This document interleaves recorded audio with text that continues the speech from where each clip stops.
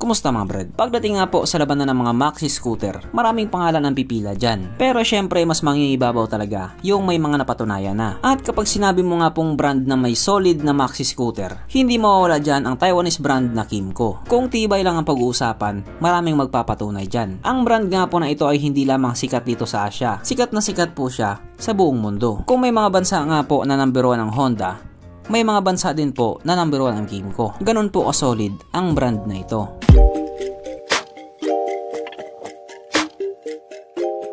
Pero syempre bago tayo magpatuloy, kung bago ka pala mga padpa dito sa aking walang kwentang channel, huwag ka na mag-subscribe. So yun na nga. Isa nga po sa masabi nating premium na maxi scooter. Syempre wag na tayong lumayo pa. Kymco AK550 premium na yan. Itong motor nga po na ito is sa mga pinakasolid na motor na ginawa ni Kymco. Yung premium nga po sa pangalan niya, pinatunayan niya talaga. Itsura pa lang sa motor na ito, pang malakasan na. Hindi katulad sa mga itsura ng tumatakbo dyan sa lugar ninyo. Hindi pa mananalo, mukhang mangurakot na. Marami nga po ang nagsabi na sa linya ng mga maxi scooter, ito na ang pinaka. Ito na ang pinakamalupit. Ito na ang pinakagusto nila. Ito na ang pinakagwapo. Ito na ang pinakabrusko. At ito na ang pinakamahal. Oo, mahal nga siya, pero mukhang mas may mahal pa sa kanya. Pero ikaw, hindi ka na niya mahal. Kaya dahil dyan, pag-usapan na lang natin kung ano ba meron sa motor na ito at kung gaano nga ba talaga siya kaganda. So ito nga po ang bruskong Kymco AK550 Premium na mayroong 550.4 cubic centimeter engine displacement, 4-stroke 2-cylinder, dual overhead cam with 8 bulbs, fuel injected, at syempre ito po ay naka-liquid cooled. Kaya hindi po siya panis sa Honda Click 125. Pagdating naman po sa kanyang power, ito pa ay merong 51 horsepower, 7,500 RPM, 52 Nm of torque at 6,000 RPM, na ayon nga po sa mga taong nakagamit sa motor na ito daw po ay kaya tumakbo sa bilis ng 193 km/h.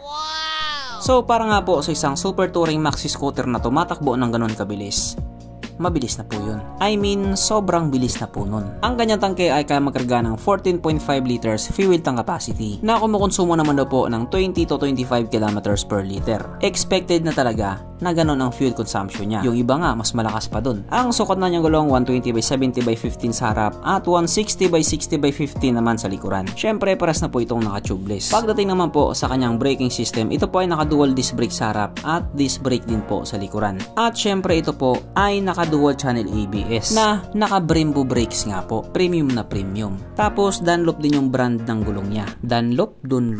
Basta importante may gulong. Ang kanyang seat height ay may taas sa 785mm. At ang motor nga po na ito ay may kabuuang bigat na 223 kilograms. Kung bigat ang pag-uusapan, napakabigat talaga niya. Kasi nga, malaking motor po siya. Mapunta naman po tayo sa iba pa niya mga features. So, ang mga ilaw nga po sa motor na ito, naka full LED na po. Kung titignan mo yung headlight niya, napaka-aggressive talaga ng datingan. At syempre ito nga po ay naka-smart key system. Naka-keyless po siya. Katulad nga po doon sa Kymco KRV na unang labas, nakalabas din po yung pinaka-belt niya.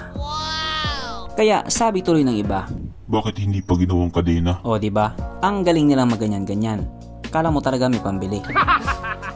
Bukod nga po doon sa dual channel ABS, meron din po itong TCS na may kasamang advanced intelligent braking system. Na just in case nga po nag-cornering ka ng medyo alanganin, madedetect niya ito at may iwasan ang anumang disgrasya. Wala ka nang love life, madisgrasya ka pa. Kawawa ka naman. Pero dito, hindi ka magiging kawawa sapagkat nandito na nga po tayo sa exciting na part, ang kanyang mga suspension. So sa harapang bahagi nga po, ito ay ginamitan ng upside down fork at sa likuran naman ito pa ay ginamitan ng horizontal single sided monoshock na ayon nga po sa mga taong nakagamit sa motor na ito, magandang bounce.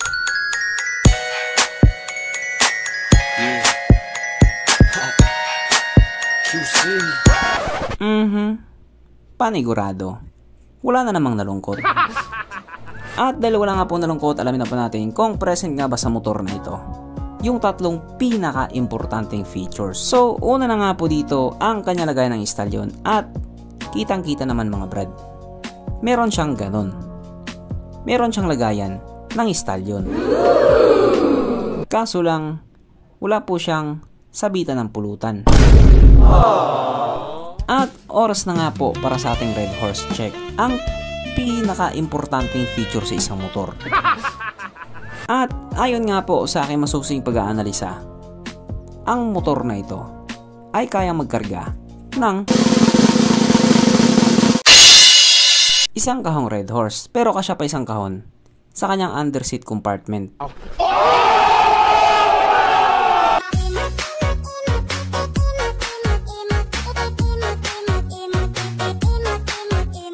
So therefore ang motor na ito ay talagang recommended. Ewan ko na lang talaga kung recommended pa rin ba yung price niya. Sapagkat itong Kymco AK550 Premium nga po ay nagkakalaga ng 649,000 pesos.